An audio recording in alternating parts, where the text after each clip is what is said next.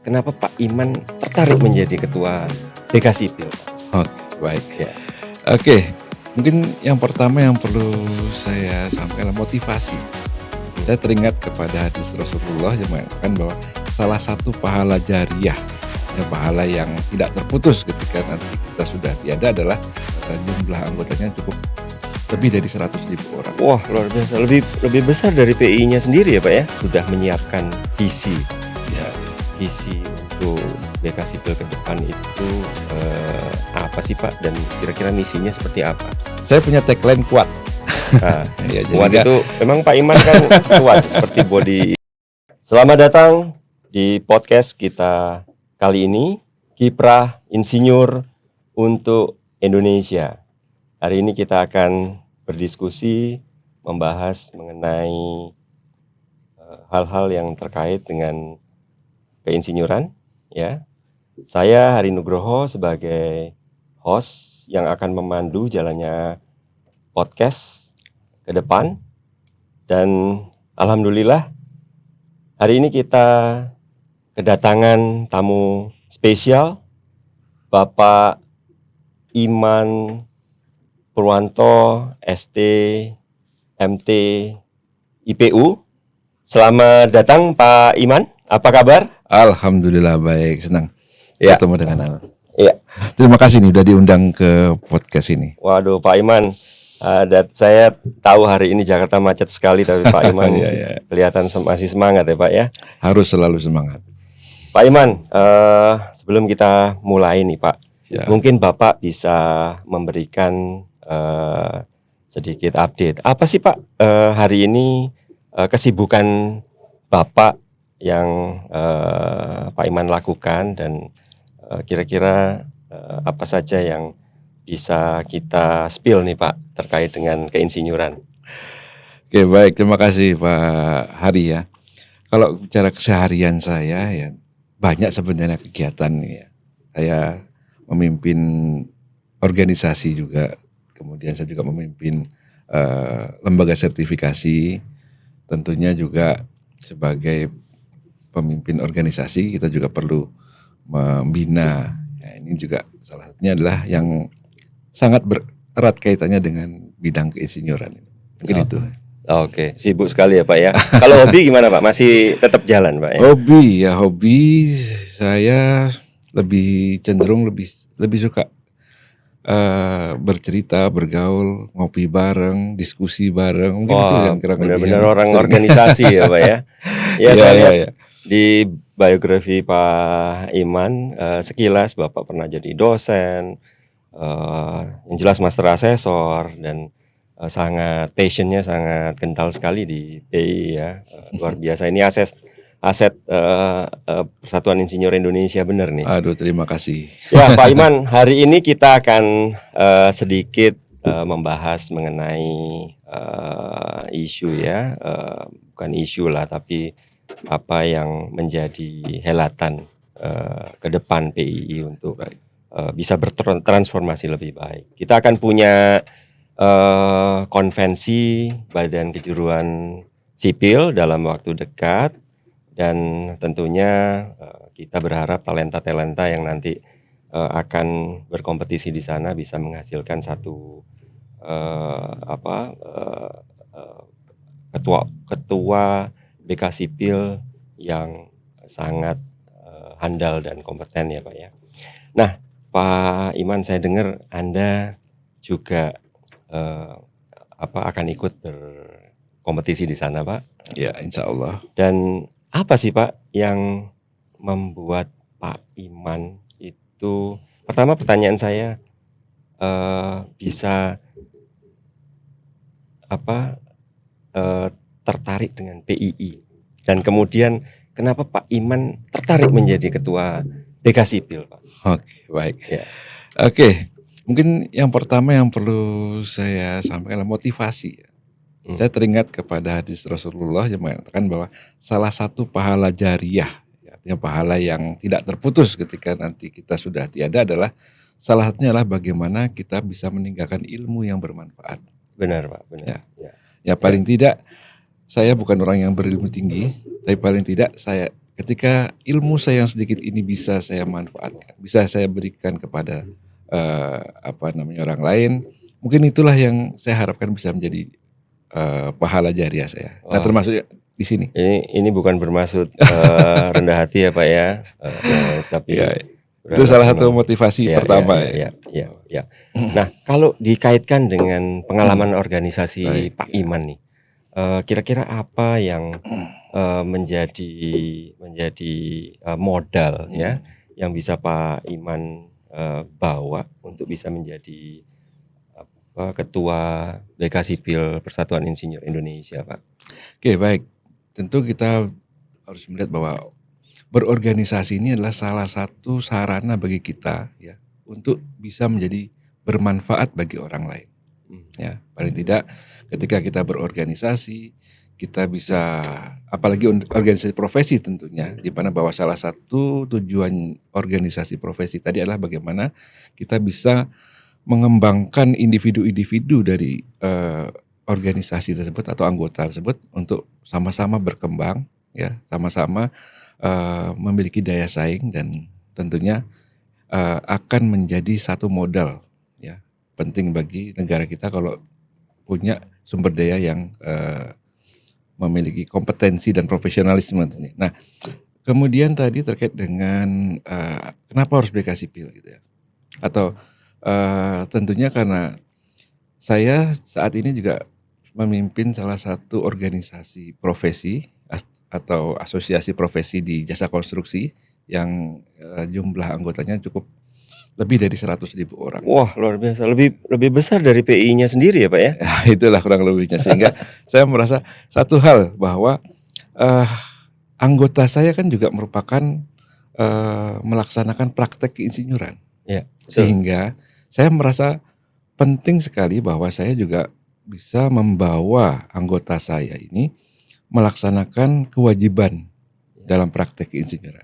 Nah, untuk itulah kenapa saya merasa tertantang untuk bergabung dengan PI. Saya bergabung dengan PI sudah cukup lama juga ya, dari awalnya itu tahun 2015 kalau salah. Ya, Waktu itu masih di pengurus cabang di daerah. Kemudian mulai tahun 2021 kemarin alhamdulillah dilibatkan dalam pengurus pusat sampai dengan saat ini.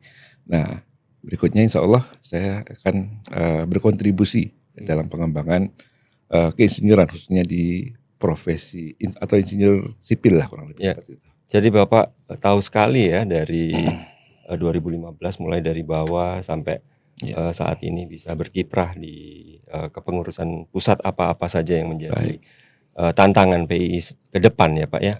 Nah Pak, kembali ke BK Sipil Pak. Menurut Pak Iman, potret BK Sipil saat ini kira-kira apa sih tantangan terbesar? Kita tahu bahwa di balik tantangan itu selalu ada opportunity ya Pak ya. Baik, ya.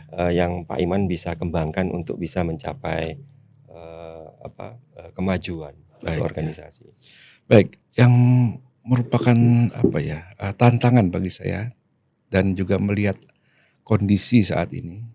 Kalau kita lihat dari data yang saya peroleh itu jumlah anggota BK Sipil yang saat ini memiliki sertifikat kompetensi insinyur dan juga tentunya sudah memiliki surat tanda registrasi insinyur ini masih sangat rendah sekali. Kalau nggak salah sekitar baru 12.000.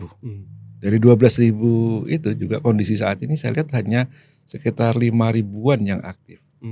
Padahal diamanatkan undang-undang ya Pak. Ya, padahal undang-undang ini kan sudah ada sejak tahun 2014. Artinya sudah satu dekade ini. Ya, lebih sudah satu dekade lebih kan. Ini sehingga itulah yang menjadi tantangan bagi saya. Sehingga dalam ya insya Allah nanti kalau misalnya kami diberi kesempatan untuk memimpin PI, saya kira dalam mungkin 2-3 tahun saya anggota sipil yang memiliki sertifikat kompetensi senior saya kira bisa mencapai lebih dari 100.000 insya Allah. Dan tentunya ini juga merupakan salah satu target yang ingin saya bawa untuk juga mensukseskan PII tentunya, PII pengurus pusat, bahwa PII ini harusnya bukan merupakan organisasi yang eksklusif, tapi kami ingin mendorong ya bahwa PI ini harusnya adalah menjadi organisasi yang inklusif. Ya. Ya, di mana bahwa kita menerima terbuka, menerima anggota, kemudian bagaimana kita bisa menjalin kerjasama dengan berbagai sektor, ya tentunya untuk bagaimana kita bisa melaksanakan amanat dari undang-undang keinsinyuran. Itu mungkin ya salah satu tantangan bagi saya. Ya, Pak Iman, Ya. tentunya untuk bisa mengembangkan PI ke depan, ya, dan untuk menjadi seorang pemimpin yang bijak dan juga berkompeten, Anda harus sudah menyiapkan visi, Pak. Ya. Visi untuk BK Sipil ke depan itu apa sih, Pak? Dan kira-kira misinya seperti apa Oke, dalam ya, untuk mencapai misi tersebut? Ya, visi baik. tersebut. Menarik ya, bahwa saya punya tagline kuat. Nah, Ya, kuat itu memang Pak Iman kan kuat seperti body builder ya. Ya, artinya bahwa saya coba membuat satu singkatan kuat, itu satu, Apa, Pak, kompeten. singkatannya? Artinya bahwa Kompeten. saya ingin bahwa semua insinyur sipil harus kompeten. Kompeten baik dari aspek teknisnya, artinya aspek skill untuk dia bekerja, ya, kompeten juga sebagai insinyur. Ya, sehingga satu, sertifikat kompetensi kerja teknis harus dia miliki. Yang kedua, sertifikat kompetensi insinyur. Sertifikat kompetensi insinyur ini adalah untuk membuktikan bahwa ya yang bersangkutan profesional, ya. Ini terkait dengan lebih kepada bagaimana dia melaksanakan pekerjaannya. Tapi Ya. untuk bisa melaksanakan pekerjaan dia harus punya kompetensi, skill atau kompetensi kerjanya. Tentunya kalau dia sudah kompeten, harusnya bagaimana kita menciptakan seseorang yang unggul, ya, unggul, Ini kualitas memiliki ya, Pak, ya? prestasi dan lain sebagainya. Nah, tentunya juga andalan, ya. Dan terakhir tentunya yang paling penting adalah terpercaya. Oke, kuat ya. Kuat. Wah, seperti Pak Itulah kurang Iman. lebih. Ya. Sehingga saya mencoba merangkai visi dari BK Sipil ke depan adalah mengembangkan kompetensi dan profesionalisme para insinyur sipil menjadi manusia kuat. Oke. Ya. Menarik Pak. Nah, bagaimana Bapak memanifestasikan ke dalam program kerja, Pak, Baik. di BK Sipil ini dengan visi dan misi tadi yang sudah disampaikan tadi, Pak. Mungkin ini untuk Bro and Sis para insinyur di tanah air, Pak, supaya mereka bisa mendapat gambaran apa sih yang ke depan kalau Pak Imam terpilih menjadi ketua BK Sipil, harapan-harapannya bisa dicoba, Pak, bisa dielaborasikan dalam bentuk program yang konkret. Oke, baik. Mungkin saya akan bagi menjadi dua. Yang pertama adalah ketika kita mau menuju ke satu tempat, tentu, atau kita membawa sesuatu ke tempat lain, tentu kita perlu sarana atau kendaraan. Kendaraannya apa? Kendaraan itu adalah internal dari organisasi itu sendiri. Nah, sehingga pertama yang harus kita lakukan adalah bagaimana kita menciptakan tata kelola organisasi, yaitu memberdayakan potensi-potensi organisasi yang ada di BK Sipil ini, ya. Kemudian kita juga perlu, ya, dalam menjalankan sesuatu itu tentu kita perlu adanya kolaborasi atau mengelaborasi berbagai potensi-potensi yang ada di luar kita, ya. PI sebagai organisasi yang ingin saya bawa jadi organisasi inklusif, tentunya kita harus bisa melakukan kerjasama, kolaborasi dengan berbagai organisasi Pemangku, lain, ya. Dan saya ingin mendudukkan PI ini sebagai organisasi yang levelnya lebih tinggi dibanding asosiasi profesi.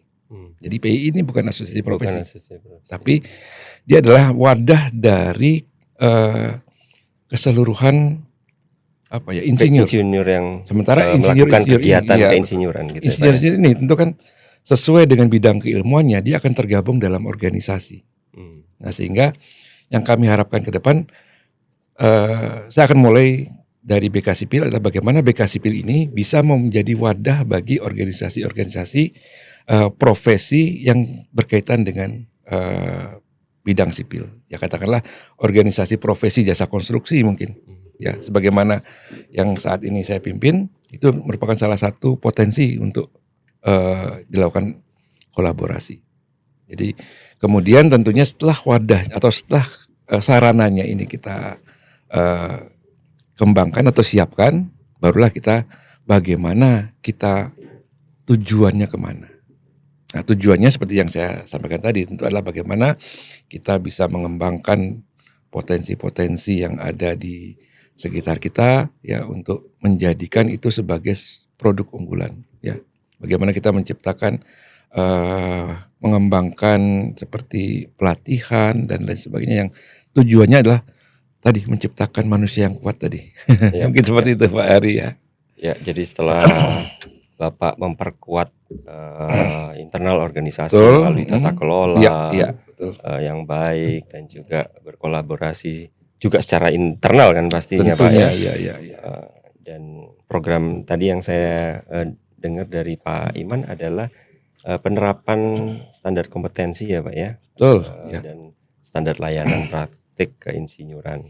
Nah, ini saya melihat satu kekuatan PII sendiri ya Pak ya. Nah, kalau tadi sempat saya dengar Pak yang eksternal tadi, bagaimana Bapak bisa bekerja sama dengan pemangku kepentingan di luar untuk bisa mengambil peran Pak untuk menggaungkan nama besar PII ini jadi satu kekuatan tadi ya. Kira-kira apa saja Pak pengembangan program yang eksternal tadi Pak? Baik, kalau kita bicara program eksternal, ya sebenarnya bukan, saya tidak bisa memisahkan eksternal dan internal. Ya. Tapi ini secara bagaimana kita membangun organisasi PII ini dalam memberikan nilai yang lebih atau memberikan manfaat lah baik bagi masyarakat maupun. Nah, salah satunya adalah PII itu kan diamanatkan oleh undang-undang itu harus bisa berkolaborasi dengan kalau di undang-undang itu disebut HKK, yaitu Himpunan Keprofesian Keinsinyuran. Artinya bahwa PII ini harus menjadi wadah dari HKK tadi.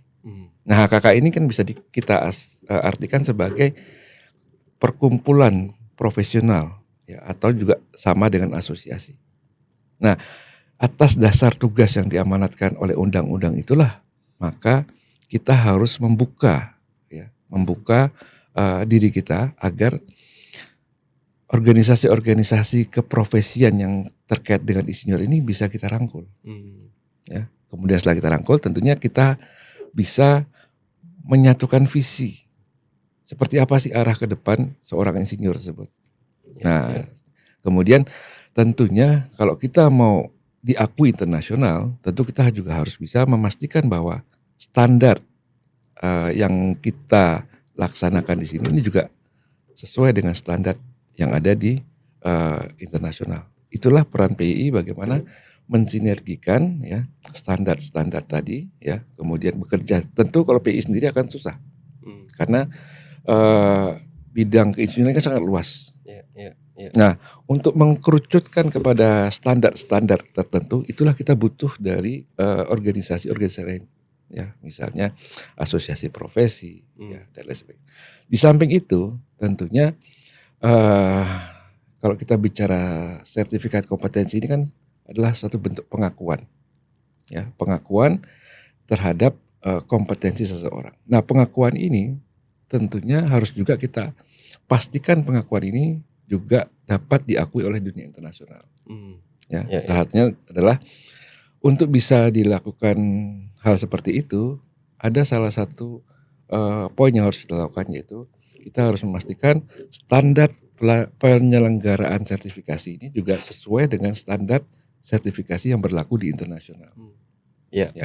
Sehingga satu, mungkin kita perlu kerjasama dengan Komite Akreditasi Nasional. Artinya lembaga sertifikasi profesi kita akreditasikan dengan KAN. Nah, sehingga dengan adanya akreditasi tersebut, maka saya yakin pengakuan dari produk sertifikat kompetensi insinyur kita juga akan diakui oleh internasional. Lebih Ya. accepted ya Pak. Ya, selain itu untuk mempercepat pengakuan kita juga mungkin bisa melakukan koordinasi dengan Mutual Recognition Arrangement atau MRA dengan beberapa negara. Kita bisa menginisiasi saya kira. Ya. Pak, saya rasa mungkin saat ini kan kita sangat relevan kalau kita bicara mengenai digitalisasi ya Pak. Baik, ya. Ini juga menjadi program Bapak ke depan. Dan Oh, tentu. bagaimana Bapak mengelaborate dalam satu program Pak? Ya, kalau kita bicara digital ya, ini adalah sebuah keniscayaan yang tidak bisa kita hindari. Nah, tentunya digital ini bukan berarti centralized ya.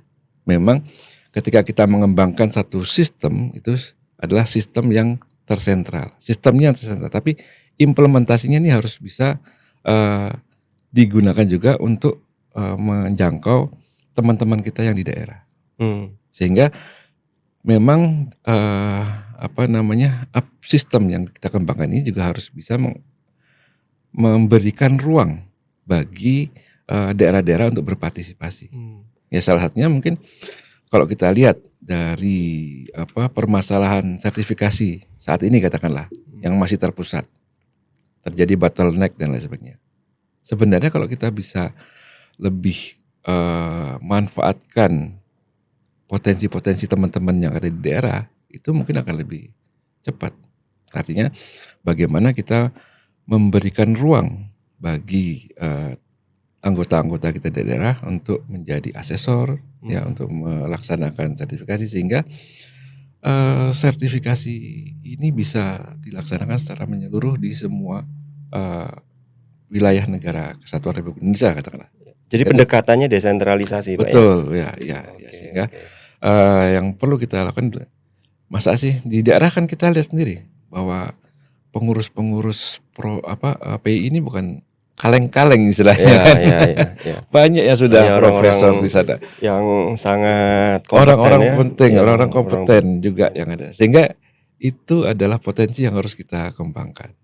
Sehingga PI tidak hanya rame di pusat, tapi kita juga harus bisa mendorong memberdayakan teman-teman di daerah ya Pak ya. Sehingga sampai dengan saat ini Badan Kejuruan Sipil belum pernah ada di daerah.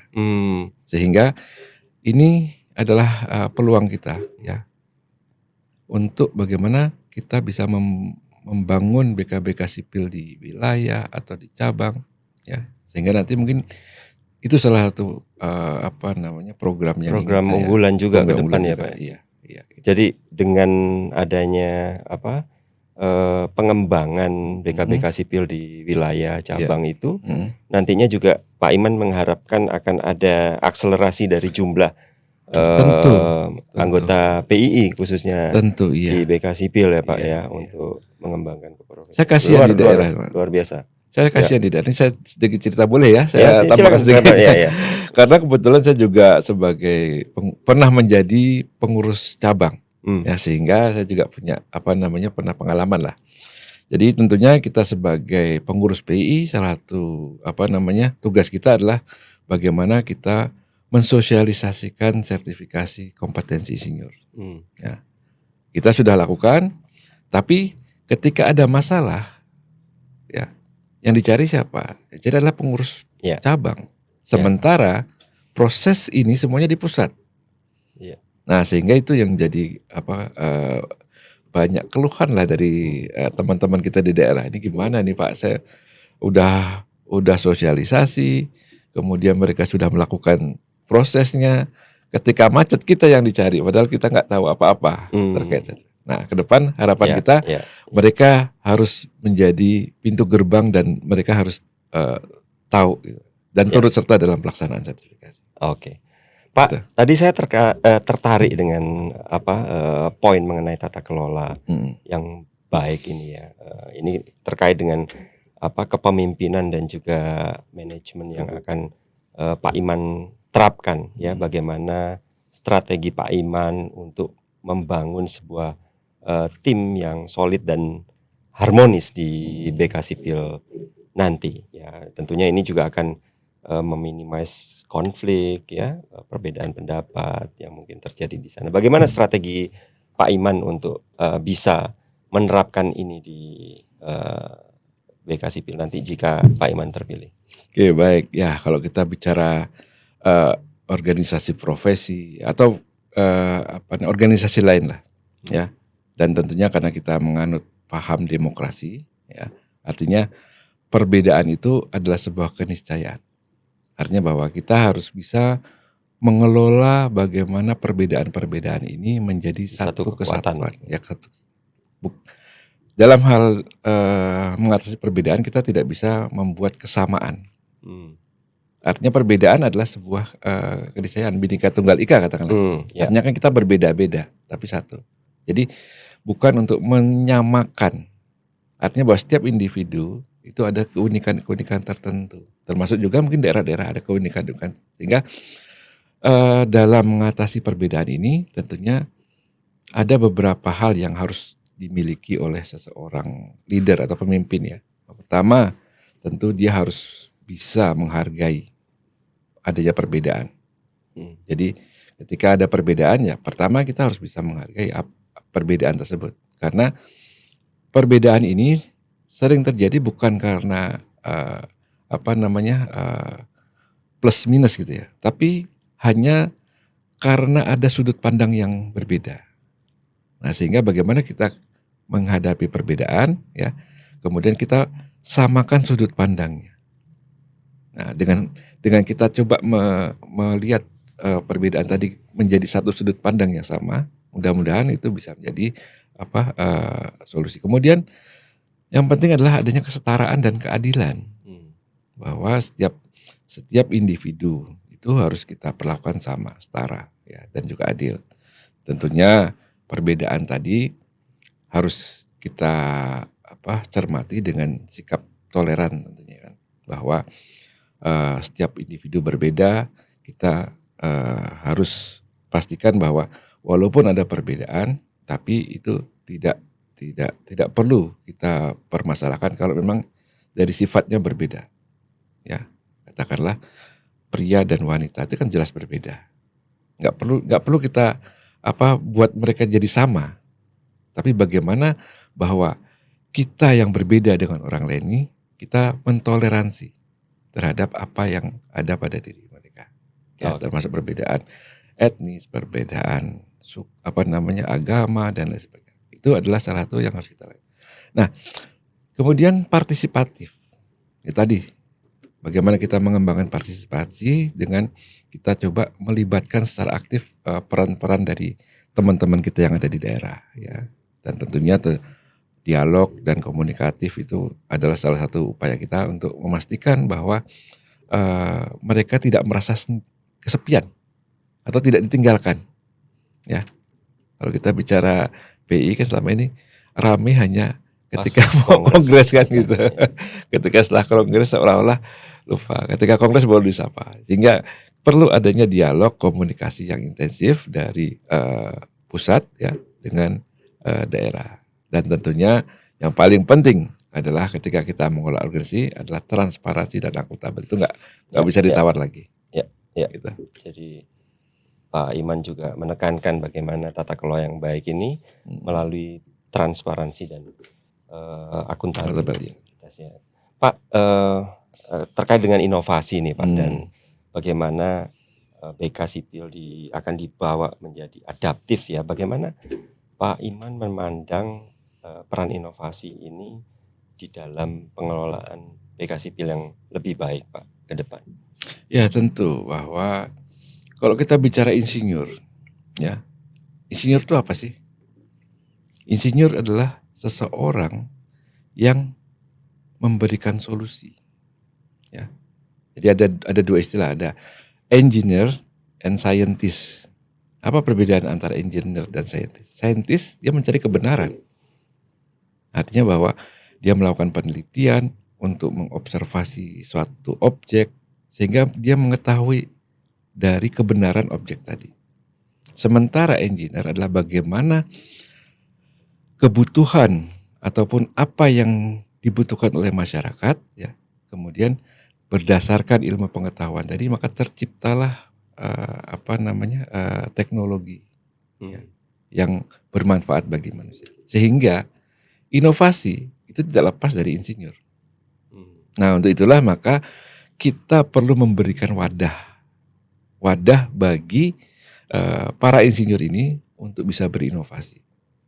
Ya. Nah, mungkin untuk merangsang inovasi ini kita perlu memberikan satu penghargaan. Katakanlah mungkin dalam setiap kurun waktu tertentu kita bisa buatkan penghargaan dan jika perlu kita bisa mencarikan pendanaan. Hmm. Ya, bagaimana kita mungkin bisa buat skema grant untuk penelitian. Nah, sehingga harapan kami adalah BK Sipil ini bisa menjadi garda depan untuk penciptaan inovasi-inovasi dengan memberikan fasilitas-fasilitas tadi kepada anggotanya. Seperti itu saya Dan kira. dengan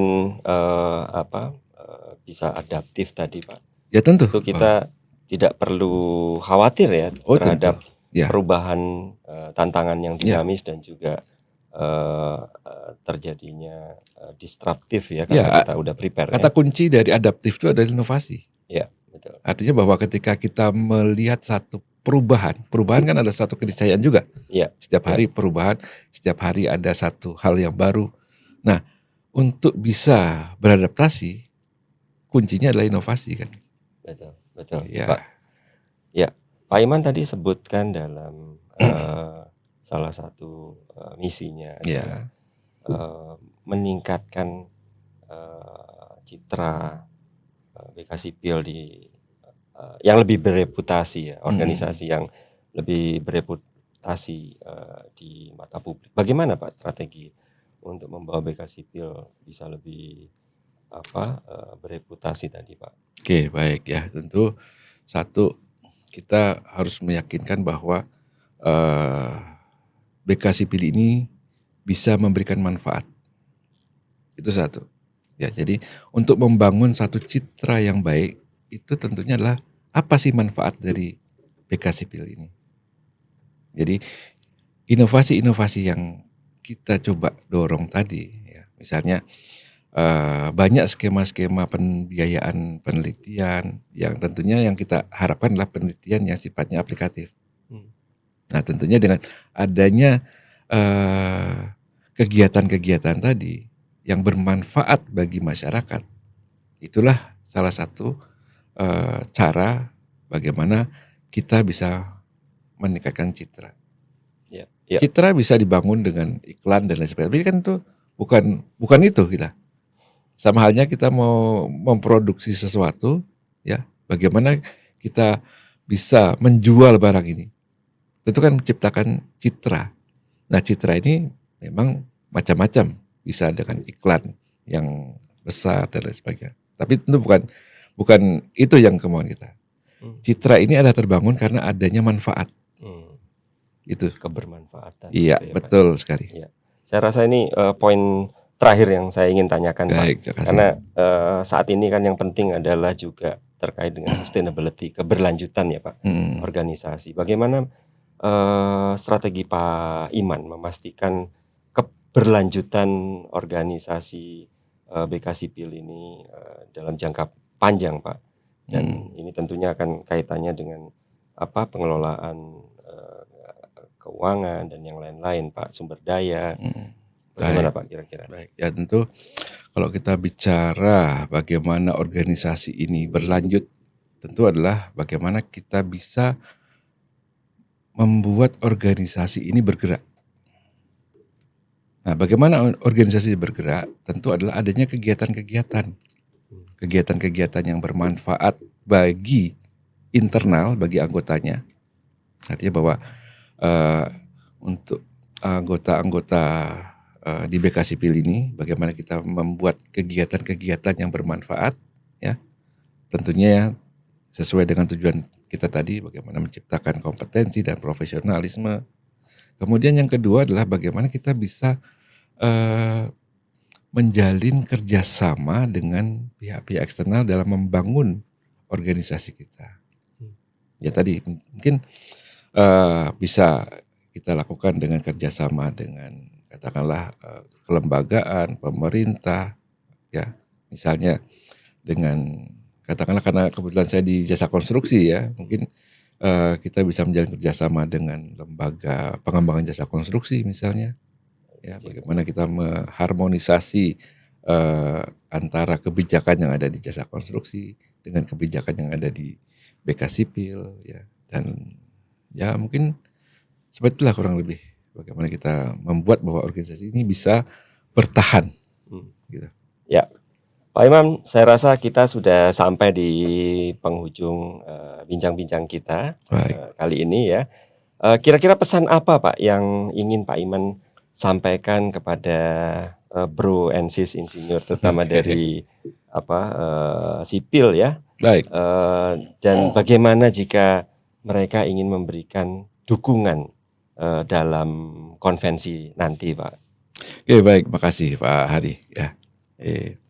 Ya tentu kita sebagaimana tadi yang sudah banyak kita obrolkan lah ya, bahwa BK Sipil ini harus menjadi organisasi yang inklusif. Ya. Jangan sampai anggapan atau image dari masyarakat PI ini adalah organisasi yang eksklusif. Ya. Untuk itulah maka kita harus bisa membangun PI ini menjadi organisasi yang besar. Ya. Nah, tentunya untuk itu ya perlu dipimpin oleh orang yang cukup inilah ya. Ya insya Allah saya dalam kesempatan ini mencoba untuk ikut dalam kontestasi pemilihan ketua BK Sipil. Ya. Mudah-mudahan ya dengan apa yang niat dari saya itu adalah bagaimana anggota saya yang 100.000 orang tadi bisa bisa melaksanakan kewajiban di undang-undang insinyuran. Ya. Baik. Kemudian tadi memang pada kesempatan konvensi BK Sipil tanggal 28 ya Pak ya? Ya, tanggal 28 itu ada sedikit unik ya. Karena dalam pemilihan ketua umum nanti akan dilaksanakan oleh seluruh anggota yang memiliki hak suara. Artinya dari cabang atau sampai Merauke, dari Miangas sampai Pulau Rote, katakanlah seperti itu ya. Artinya di seluruh wilayah negara kesatuan Indonesia ini dapat terlibat dalam pemilihan ketua BK. Jadi syaratnya adalah yang pertama tentunya sebagai anggota aktif di PI dibuktikan dengan kartu tanda anggota yang masih aktif ya. Kemudian yang kedua adalah memiliki sertifikat kompetensi insinyur ya, baik itu insinyur profesional Pratama, insinyur profesional Madya maupun insinyur profesional utama ya, dan memiliki surat tanda registrasi insinyur yang masih aktif atau STRI yang aktif. Oke, nah kemudian nanti panitia akan menyampaikan informasi-informasi tersebut melalui email yang terregister pada Simponi. Gitu. Jadi nanti setiap pemegang suara atau yang memiliki hak suara akan memperoleh notifikasi tersebut ya. Dan pada tanggal 28 Juni itu akan diberikan kesempatan untuk melakukan pemilihan secara elektronik menggunakan e-voting. Jadi nanti di email tadi akan dikirimkan cara bagaimana registrasi dan nomor PIN yang akan digunakan untuk memilih. Sehingga diharapkan tidak ada double input ataupun dilakukan oleh orang lain. Jadi harus dilakukan oleh yang memiliki hak suara. Sudah mengambil nomor Pak? Nomor berapa Pak? Alhamdulillah kemarin sebenarnya tidak ada undian nomor. Saya tidak tahu panitia memilih nomor. Tapi saya senang nomor 2. Waduh, saya dapat nomor 2. Iya. Kenapa saya ada makna khusus? Ada makna khusus saya dapat nomor 2 ini. Oke. Boleh saya cerita ya? Ya, boleh. Saya adalah anak nomor 2. Waduh, koinsiden nih Pak. Koinsiden ya. Saya apa nih biar nanti kalau saya ulang tahun ada yang banyak yang ngirim kado ke saya ya. Saya lahir tanggal 2 Oke. bulan Februari, bulan 2 Bulan 2. tahun, perlu kasih tau nggak ya? Jadi kelihatan mudanya.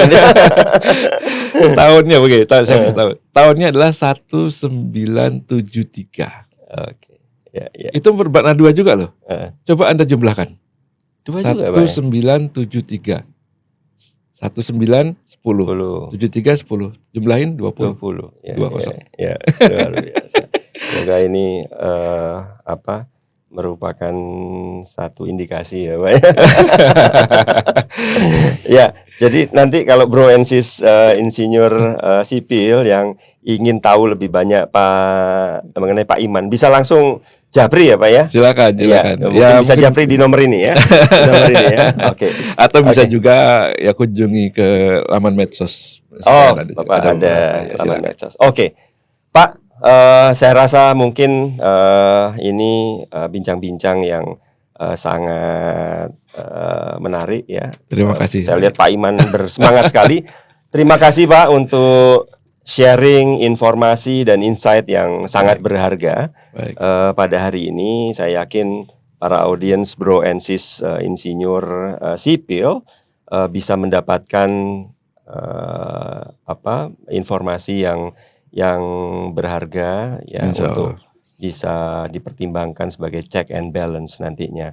Ya, tentunya Bro and Sis jangan lupa untuk subscribe, like dan share podcast ini supaya kita bisa terus menjaga sustainability dari podcast ini dan memberikan informasi yang lebih menarik pada podcast-podcast berikutnya.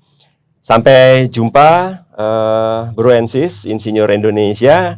Tetap semangat untuk bisa berkontribusi terhadap pembangunan di Indonesia melalui peran kita sebagai insinyur. Saya Hari Nugroho mengucapkan terima kasih dan sampai jumpa. Salam insinyur.